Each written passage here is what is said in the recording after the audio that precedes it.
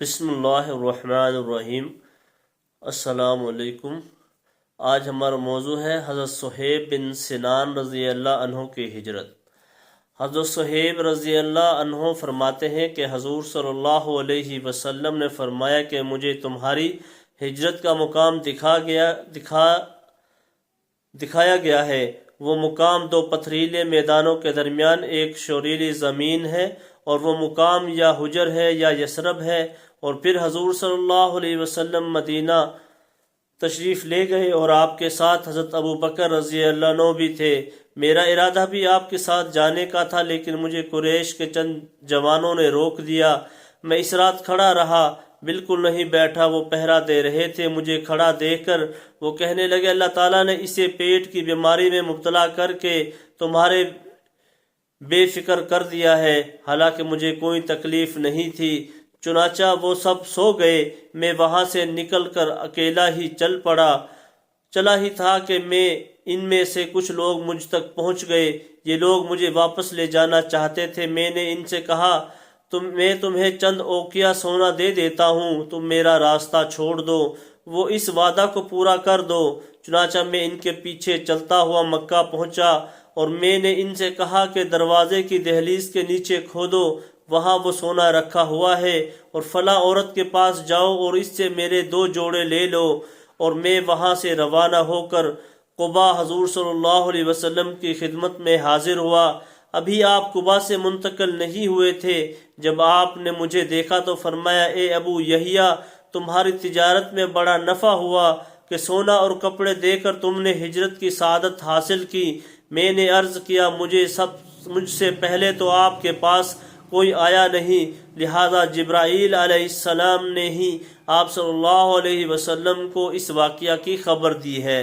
حضرت سعید بن مسیب رضی اللہ عنہ فرماتے ہیں کہ حضرت صہیب رضی اللہ عنہ حضور صلی اللہ علیہ وسلم کی طرف ہجرت کے ارادہ سے چل پڑے تو مشرکین قریش کی ایک جماعت نے ان کا پیچھا کیا۔ جب وہ ان کے قریب پہنچ گئے، انہوں نے سواری سے اتر کر اپنا ترکش سنبھالا اور کہا، اے جماعت قریش، تمہیں معلوم ہے کہ میں تم میں سب سے زیادہ تیر انداز ہوں۔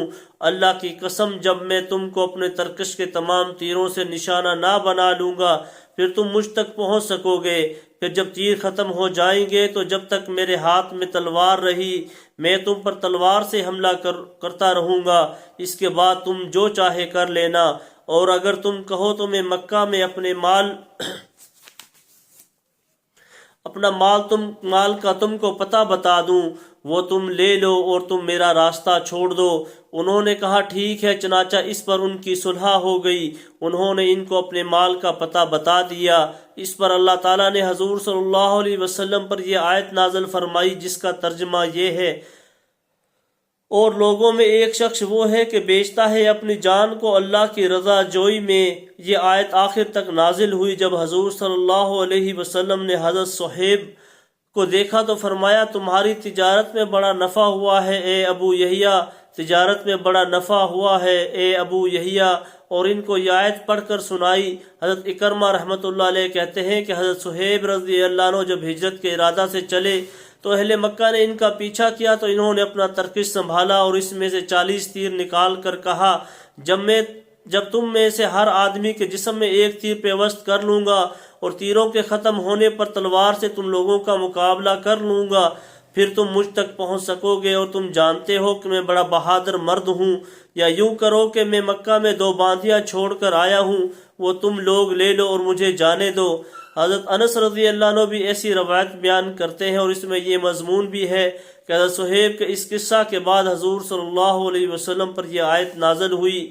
جب حضور صلی اللہ علیہ وسلم نے ان کو دیکھا تو فرمایا کہ اے ابو یحییٰ، تجارت میں بڑا نفع ہوا، اور آپ صلی اللہ علیہ وسلم نے ان کو یہ آیت پڑھ کر سنائی۔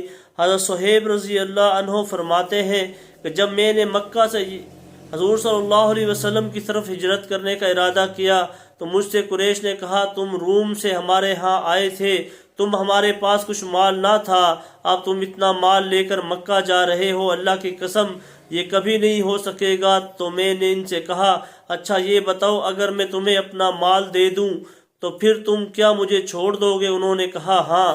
چنانچہ میں نے اپنا مال ان کو دے دیا، انہوں نے مجھے چھوڑ دیا۔ میں وہاں سے چل کر مدینہ پہنچ گیا۔ جب حضور صلی اللہ علیہ وسلم کو ساری بات پہنچ گئی تو آپ نے 2 مرتبہ فرمایا صہیب بہت نفع میں رہا، صہیب بہت نفع میں رہا۔ حضرت عبداللہ بن عمر رضی اللہ عنہما کی ہجرت۔ حضرت محمد بن زید رحمۃ اللہ علیہ فرماتے ہیں کہ حضرت ابن عمر رضی اللہ عنہما جب اپنے مکہ والے اس مکان کے پاس سے گزرتے جس سے ہجرت کر کے مدینہ گئے تھے تو اپنی دونوں آنکھوں کو بند کر لیتے اور نہ اسے دیکھتے اور نہ کبھی اس میں ٹھہرتے۔ حضرت محمد زید بن عبداللہ بن عمر رحمۃ اللہ علیہ فرماتے ہیں کہ جب بھی حضرت ابن عمر رضی اللہ عنہما حضور صلی اللہ علیہ وسلم کا ذکر کرتے تو رو پڑتے، اور جب بھی اپنے مکہ والے مکان کے پاس سے گزرتے تو اپنی دونوں آنکھیں بند کر لیتے۔ اللہ اکبر، استغفر اللہ صلی اللہ علیہ وسلم۔